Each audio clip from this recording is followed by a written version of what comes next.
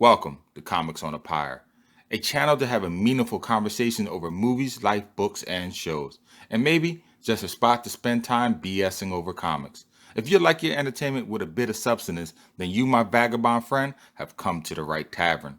Tether your horse by the post and come right on in and warm yourself by the fire.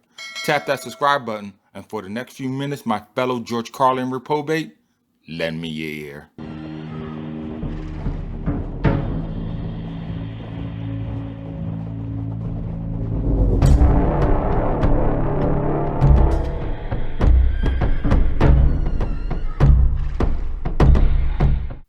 I have entered Erebus, a place of darkness and shadows. For all those who have entered, only a paltry few have ever left with their souls still attached. For this is the abode of the damned. Even despair, my trusty equine, doesn't deign his infernal hoofs on these hollow soils. From this bluff, overlooking such primordial landscape, I must descend this cliff alone, making certain to be sure-footed, lest I accompany the bitter souls that are damned below. The river Styx, the primary conflux in the realm of Hades, the grandest waterway of three, the primary barrier between the living and the dead. Few who have laid eyes upon it have returned to the lands above, and fewer have traversed beyond the grand cataract that deposits the souls within. These poor wretches are the shades of the wrathful, those who have raised their fist against God and their fellow man. Here, in this eternal stream, they must drift eternally, forever butting up against each other and bringing violence to each other. But this channel is just a segue. Like all great creations, Styx serves as a depot that distributes souls to its two tributaries, Phlegethon and Acheron. Like many things down under, the order of nature are in reverse. But order, balance, is why I am here. I am a Nephilim, a half-breed, a fusion between angel and demon. I am among the last of my kind, me and three others. Strife, fury, and war. Together, we are the Four Horsemen, a group who has pledged fealty to the Charred Council to keep the balance. Together, we ensure the equilibrium of yin and yang, ensuring the two parts stay equally yoked. If the scale of justice pivots too far in one direction, we are called forth to right it. But this mission, the reason why I am here, I have chosen to embark on alone. The angel, Abaddon, the guardian of the White City, has asked me to slay a rogue demon let loose upon the plains of Earth. Its wanton rampage has caused instability onto the world of man, shifting the scales of equity heavily in one direction. Me, being a horseman, this is something I simply cannot by duty allow. But the Charred Council nevertheless has not sanctioned my interventions. Their reasoning is both a mystery and unknown, and by official edict have ordered the holstering of Harvester, my scythe. And so I must turn to less desirable circumstances and deal with less than desirable, unscrupulous characters who accomplish my clandestine goals.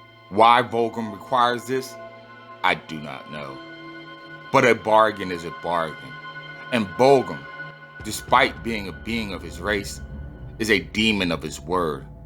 And besides, whatever may happen, death is an equestrian that always collects on what's due. Hello, comic fiends, and welcome to another episode of Comics on the Pyre. Today, I will be going over Darksiders II, Death's Door, which is a 5-issue prequel comic book series of Darksiders II, the video game, which was first available exclusively at Dark Horse Digital Store. However, it was later released as a standalone book. Right away, I can tell you that the graphic novel is worth reading, even if you have never played either of the Darksiders game. The comic is full of lore and explains a lot of the Darksiders mythos. The only gripe I have is the comic issues I think are missing a little bit of the story that is illustrated in the beginning of the graphic novel. But even with this edited out segment, I was able to follow the plot with no problem. But for this reason, I would recommend reading the graphic novel over the single issues if you wish to experience the whole story as it was meant to be told. In the beginning, I was a little let down that the issues weren't drawn by the great Joe Madureira. Love Battle Chasers, bro. Please recontinue the series. But I must say that I felt that Roger Robinson did the art justice. Each panel are full and detailed and wonderfully done. But I will say where the novel truly shines is in Andrew Kreisberg's storytelling technique. Each page is like layers, giving you slithers of the story, delicately giving you pieces of the plot while gingerly dipping into Darksiders' past and mythos.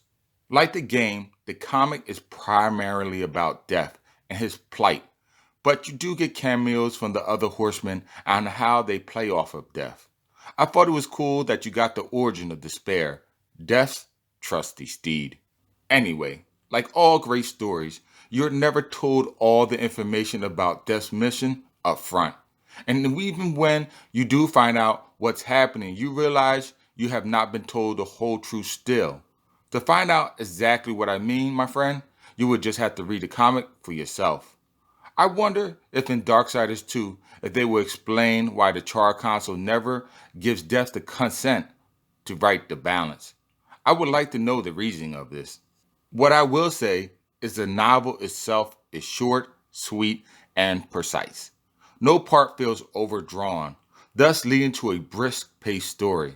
I would love to see other graphic novels dedicated to the series, as I feel it greatly adds to the game's motif and complements them well. The graphic novels, I think, are a great medium to dive more into the history of Darksiders, as I believe most gamers play the game primarily for gameplay and puzzle solving. The first Darksiders comic I was greatly excited for, but I thought was a letdown because it simply was just too short. I'm glad to see this second installment took the time to weave a decent tapestry of story. Well, that's it for now.